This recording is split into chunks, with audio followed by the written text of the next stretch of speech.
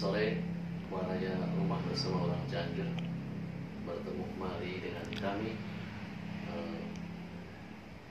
di acara bincang hangat dengan Ketua DPD PKS Kabupaten Cianjur yaitu Pak Gilang Budi Raharja, di mana perbincangan ini adalah untuk sedikit membahas sikap PKS terkait dengan apa yang terjadi masalah sosial maupun masalah politik, masalah hukum menjelang setelah pasca dilantiknya pemerintahan Herman dan Mulyana. Tentu kita sebagaimana kita ketahui bersama bahwa di Cianjur itu terlalu banyak persoalan-persoalan yang muncul sebagaimana yang kita bisa saksikan di medsos ya. Banyak curhatan-curhatan baik dari sisi pelayanan BUMD, dari sisi apa yang sekarang dibahas itu kemarin ada rekrutmen BUMD yang baru,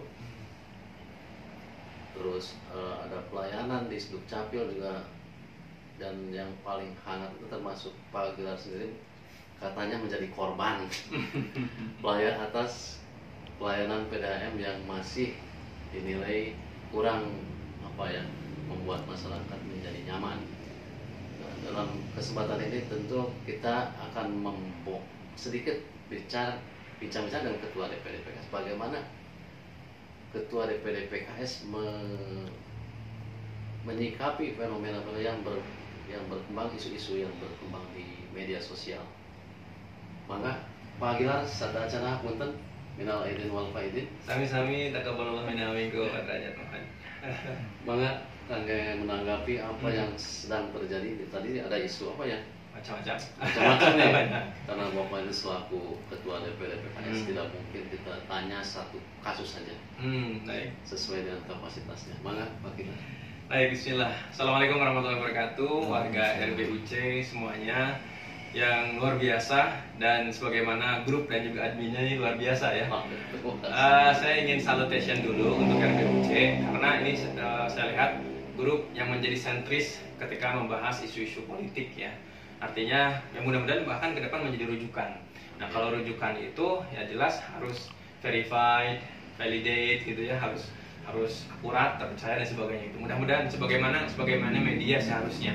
Meskipun ini hanya sekedar tempat guyub kan, grup Facebook gitu. Tapi dengan admin yang capable seperti beliau, saya yakin sih mudah-mudahan nanti RBC ke depan semakin berfungsi sebagai media bagi masyarakat Cianjur, mengaspirasikan, mendapat informasi, kejelasan dan sebagainya. Amin. Baik. Nah, para netizen sekalian, warga RBUC khususnya, terkait dengan isu-isu yang tadi disampaikan pasca pelantikan Pak Herman dengan Pak Teddy Mulyana ya. Pertama saya doakan dulu kita semuanya ya, taqabbalallahu minna wa minkum, setelah Ramadan ini mudah ibadah kita semua diterima Allah Subhanahu wa taala. Amin. Kita menjadi manusia yang lebih baik, dan juga kita doakan pemimpin kita nih yang baru dilantik, mudah-mudahan Allah mudahkan, Allah lancarkan dalam menjalankan amanah, memenuhi setiap janji yang sudah tersampaikan ya, dan juga menunaikan tuntutan-tuntutan masyarakat yang pastinya ke depan kayaknya makin ramai nih, dan RBUC adalah satu channel yang akan terus ramai. Baik, maka saya lihat mudah-mudahan sih kita semuanya bisa memonitor secara lebih tajam lagi terhadap minimal janji-janjinya aja dulu lah. Maksud saya begini, ketika semua permasalahan kita dibuka di Cianjur sebagai kabupaten yang memang SDM-nya paling bawah menurut ukuran statistik, ya kan? Yes, indeks pembangunan manusia paling rendah. Nah, maka kalau kita ungkap permasalahan yang pasti begitu kompleks. Tetapi kan mereka dipilih oleh masyarakat, salah satunya. Faktor yang lainnya nggak saya bahas. Salah satunya adalah karena program-programnya ada 5 itu kan, 10.000, 1.000 kan begitu angka-angkanya tuh. Nah, ketika kita fokus sama itu, saya yakin sih lebih mudah kita mengawasi karena kita punya peran pengawasan nih sebagai netizen, aktivis netizen gitu ya. Nah, dan masyarakat itu menanti, karena masyarakat kan yang lebih awam lagi nggak ngerti yang mana yang harus diawasi. Saya pikir itu aja dulu yang pertama. Nah, yang berikutnya memang kita akhirnya tuh akan bisa mengukur kalau nih pemerintah ini komitmen dengan apa yang dijanjikan secara angka sudah tertulis dan terpublikasi di mana-mana, terekam jelas di handphone kita juga, itu nanti komitmen, progresnya jelas, laporannya clear gitu ya, nanti itu misalkan walaupun ya angka-angkanya kan ya angka politis lah, contoh ya 1000 km jalan. Jalan Kabupaten Cianjur itu kan hanya 1.300.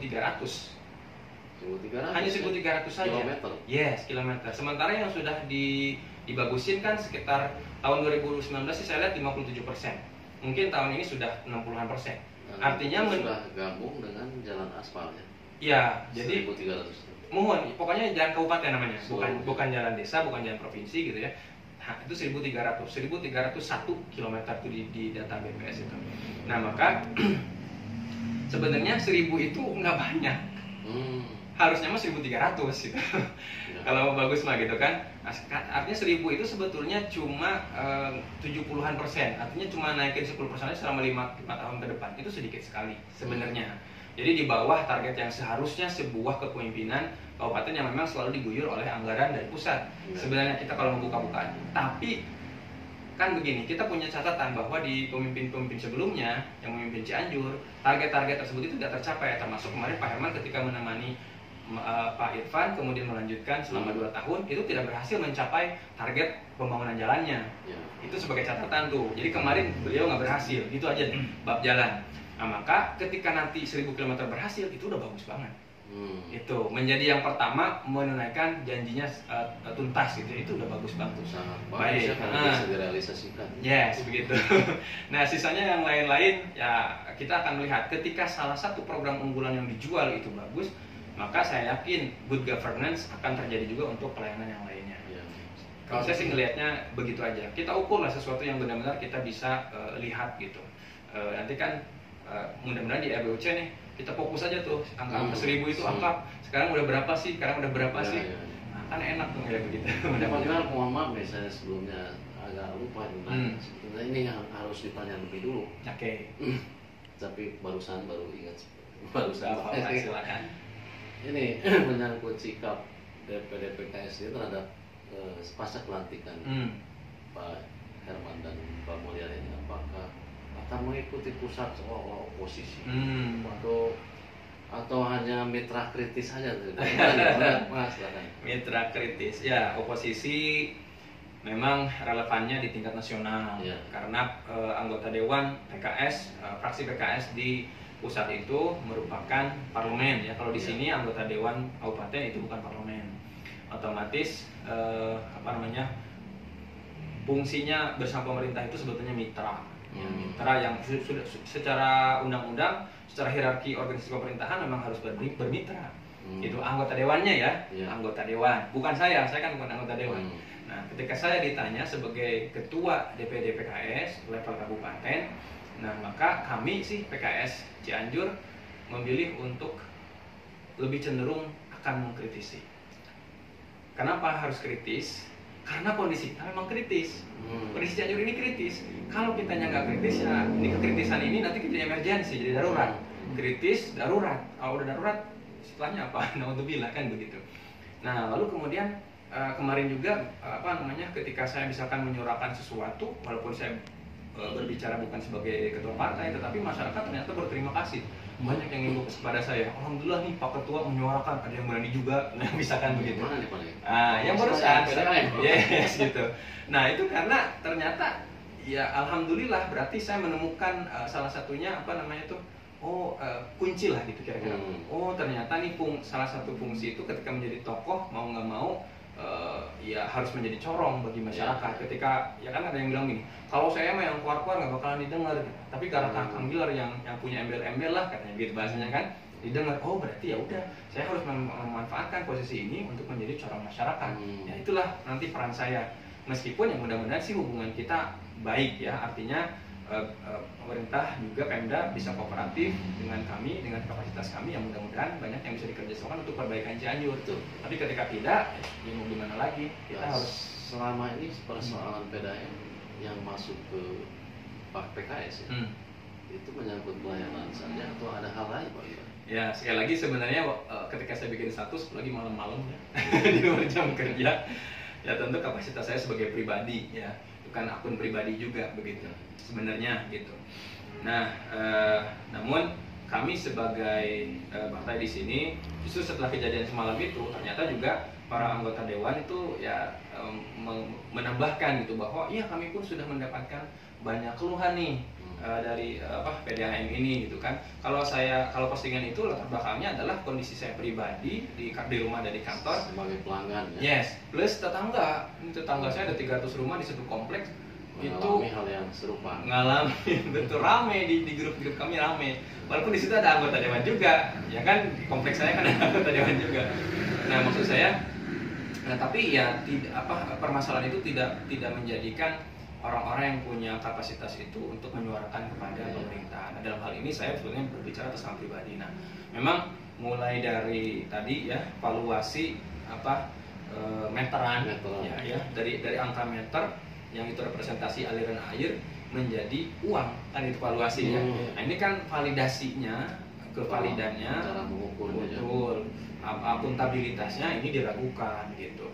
Terus kemudian selain itu laporannya banyak, buktinya banyak. Kalau mau rame-ramean, nah ini bakal kalah dah, saya yakin. Karena masyarakat terlalu banyak. Orang mulai dari level saya pemuda desa doang sampai ke jaksa tetangga saya itu sampai ngegeruduk PDAM. Jaksa loh ya, gitu punya kedudukan. Saya mah bukan apa-apa. Nah jadi maksud saya ini sudah terlalu merepotkan. Terus airnya kotor, yang keluhan airnya kotor di kawasan Cipanas, Cibenang, nah itu airnya kotor keluhannya. Terus kemudian yang airnya kadang ada, kadang enggak gitu ya. Nah seperti itu. Nah ini kan jaminan layanan konsumen ini kan menjadi problem ya. Nah di samping itu hal-hal yang menyangkut politiknya saya sih nggak ingin bahas sebenarnya sekarang. Mungkin bisa dibilang belum waktunya lah. Nanti kita adakan khusus karena PDAM ini adalah harusnya kan menjadi sebuah solusi buat ekonomi Cianjur ya. Melayani kebutuhan dasar yaitu air, basic banget itu. Kalau air beres, nah, baru yang lainnya kan begitu. Ini airnya belum beres gimana? Nah, tapi secara akuntabilitas perusahaannya, terus kemudian investability-nya perusahaan ini, sementara kan invest disuntik terus tiap tahun. Nah ini nanti modal. Betul, penyataan modal dari Pemda. Dari APBD. Nah nanti ke depan sih harus ada bahasan khusus. Kalau ini harus bersama ahlinya juga gitu. Jangan cuma saya doang. Ini kita terlalu santai untuk ngomongin yang serius seperti ini kalau menurut saya. Nah tapi maksud saya kembali ke yang tadi bahwa itu sebetulnya lahir daripada kondisi saya pribadi plus lingkungan saya. Jadi nggak ada obrolan di partai segala macam. Saya berbicara atas nama pribadi. Jadi demikian Pak pemirsa Rumah Bersama Orang Cianjur, ternyata Pak Gilar ini spontan ya, bersikap menyikapi soal keluhan PDAM itu karena selain sebagai pelanggan juga karena tetangga terdekat juga mengalami hal yang sama itu yang menjadi dasar. Nah, tapi ada juga yang berkembang di medsos itu menanyakan kalau hanya berkuar-kuar di medsos juga tidak akan terlalu berpengaruh. Yes, betul. Apa mungkin kata harus ada semacam langkah yang semacam administratif ya, administrasi langkah baik berupa surat pengirim secara legal gitu, yang baik ditujukan oleh ke dewan atau ke instansi yang dimaksud. Apakah ada rencana seperti itu dari Pak Gilar? Baik, karena postingan itu atas nama pribadi, ya, dan itu pun sebenarnya begini. Itu kejadian yang paling menohoknya itu Januari Desember. Jadi Januari dan Desember itu rumah dan kantor saya, bukan kantor ini, kantor saya beneran gitu ya. Itu 65.500. Nah saya tulis tuh. Saya salah tulis kan udah malamnya jadi 6500, harusnya 65500 gitu. 65.000. Saya kan dapat laporan dari akuntan dari finance saya. Ini segini, saya salah nulis. Ya, saya akui itu kekeliruan kurang angka. Nah, tapi jangan sampai menjadi berlindung di balik kesalahan itu juga gitu, bahwa tetap karena yang dipermasalahkan adalah validitas itu angka-angka. Masa Desember 65.000, Januarinya itu rumah saya 480.000, loncatnya jauh banget. Apakah saat itu rumah saya kebanjiran? 400.000 itu kan kayak ngisi kolam renang tuh. Terus kemudian ya kantor dari 65.000 menjadi 647. Wow, berapa kali lipat tuh? Hampir 10 kali lipat. Oke, nah sebetulnya itu kejadian lama, cuman saya udah lupakan. Cuma selama 4 bulan terakhir ini di kompleks saya terus aja ini komplain berjalan. Baik obrolan di WA, di pos ronda, di masjid gitu loh. Ini mas saya bilang anulah ngeselin gitu. Nah tapi maksud saya ketika karena itu adalah cuitan pribadi, status pribadi, selanjutnya ketika mau ke level yang legal, yang formal gitu ya, pakai kekuatan politik, administrasi dan sebagainya, saya kira sih saya kembalikan kepada masyarakat. Nah kan karena ini kepentingan kita bersama. Ya kan bisa ditebak berapa puluh, berapa ratus nih pelanggan yang punya komplain seperti ini dan yang lainnya. Ya komplain yang sama soal validitas angka tagihan atau yang lainnya. Ini tergantung nih masyarakat mau nggak ngumpul bareng terus kita menuntut keadilan atau menuntut perbaikan. Walaupun nggak keadilan. Jadi maksud saya bab keadilan saya pun nggak concern karena kalaupun saya bayar 1 juta 2 juta kalau memang beneran segitu ya it's okay kan. Itu kan fair muamalah ya. Saya ngasih duit dia ngasih air selesai gitu. Cuman tapi ketika itu tidak valid dan ini kan korbannya nggak cuma satu, rame nih. Nah ini kan terus sudah terjadi orang harus ngegeruduk, marah-marah, tembak meja dan sebagainya, pejabat, pebisnis, apa segala macam harus direpotin dengan acara-acara seperti ini. Ini kan ribet banget. Jadi saya kembalikan kepada masyarakat. Kalau memang mau ya ayo. Ketika kebetulan memang saya ketua partai ya kita punya anggota dewan 15 ya kita bisa gunakan advokasi mereka untuk bisa memediasi antara PDAM dengan masyarakat melalui dewan. Kan memang perannya dewan seperti itu, melakukan mediasi dengan masyarakat, audiensi ya disebutnya. Bisa itu. Sehingga akhirnya terjadi perbaikan di sana. Ya tanpa harus reformasi ganti-ganti orang bisa kok perbaiki itu. Bulan Ramadan kemarin kita perbaikan diri kok bisa ya. Nah, perbaiki PDAM apa susahnya gitu. Lebih susah khatam 5 kali gitu atau 4 kali gitu ya. Lebih susah itu daripada memperbaiki sebuah kinerja sebuah usaha. Karena kalau berperforma baik itu PDAM untung kok. Untung nggak harus pakai cara-cara yang aneh gitu. Karena apa? Kan konsumennya pakai terus. Saya kan berbisnis eceran. Saya itu berbisnis eceran di Facebook, di website segala macam. Tim saya kan seperti itu. Ketika produk kita dipakai terus sama orang, tinggal atur aja cash flow-nya dan manajemen finance-nya gitu. Ketika diserap terus ya pasti untung lah. Mana masa bisa rugi? Gimana caranya rugi? Ya kalau rugi ya berarti ada yang salah dengan manajemen.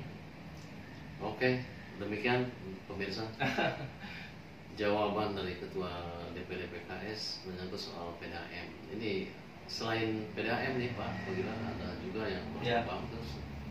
Sekarang itu proses pemilihan Dewan Pendidikan, ya, ada proses pemilihan BUMD, apa tuh Sugi Mukti ya. Betul. Ini harapan Pak Gilar sebagai Ketua DPD PKS terhadap proses seleksi yang sedang berjalan. Kira-kira bagaimana? Kalau soal prosesnya saya skeptis. Saya jujur aja terhadap prosesnya saya skeptis. Untuk yang Dewan Pendidikan aja, saya tahu dari orang yang sudah berkecimpung di dunia pendidikannya sendiri berpuluh-puluh tahun jadi pejabat dan itu adalah keluarga saya sehingga saya tahu persis kan begitu. Ketika beliau ini diminta untuk ikut pendaftaran terus dapat bocoran bahwa udah jelas orangnya, saya skeptis dengan semua prosesnya. Tetapi mudah-mudahan karena bagi saya sih sebenarnya ketika bupati misalnya menunjuk orang yang memang dia percaya, ya udah itu fair aja kok, nggak apa-apa silahkan gitu, nggak harus pura-pura terbuka juga, ya udah tunjuk aja gitu kan orang kepercayaannya gitu. Yang penting mah setelah ditunjuk profesional. Nah maka harapan saya sih itu memilih tetap memilih yang orang-orang yang dianggap profesional gitu Pak. Pada akhirnya tuh jadi ibarat kata kalau saya menunjuk anak saya jadi direktur perusahaan saya, bukan gara-gara dia anak saya, tapi gara-gara dia memang capable punya kapasitas. Nah itu betul. Jadi nggak apa-apa soal milih anak, milih siapapun sebenarnya nggak ada masalah, asal dia profesional kan. Itu yang dibutuhkan masyarakat, bukan soal siapa-siapanya. Tapi yang dibutuhkan adalah nanti kinerjanya seperti apa. Maka harapan saya adalah ya nanti siapapun yang terpilih, mudah-mudahan menyimak video ini yang terpilihnya, ya ayolah bekerja sama untuk membangun Cianjur sama-sama gitu. Saya pun tidak mencari musuh, tapi mencari teman yang tidak harus kerja bareng, tapi sama-sama bekerja. Tidak harus kerja sama, tapi sama-sama bekerja untuk perbaikan Cianjur. Siap, hatur nuhun Pak Gilar. Sementawis cukup cekap segitu. Enggak, insyaallah. Pertemuan perdana di momen Idul Fitri. Masya Allah. Tapi tak ya, ini BPJ segala macamnya atas pangpring. Demikian pemirsa Rumah Bersama Orang Cianjur, semoga perbincangan ini dengan Pak Ketua DPD PKS Cianjur, Pak Gilar Budi Raharja, bermanfaat untuk kita semua. Amin. Tadi sudah disampaikan bagaimana PKS siap menampung aspirasi tentang perubahan PDAM. Insya Allah. Mau bergerak sama-sama boleh, bergerak sendiri-sendiri boleh gitu. Ayo, mangga silakan. Jadi itu terus yang kedua menyangkut soal apa yang terjadi dalam proses seleksi, diharapkan kepada pemerintah daerah dari Ketua Pak Gilar ini mengharapkan agar profesionalitas yang lebih diutamakan. Ucapkan terima kasih atas perhatiannya. Wassalamualaikum warahmatullahi wabarakatuh. Waalaikumsalam warahmatullahi wabarakatuh. Siap.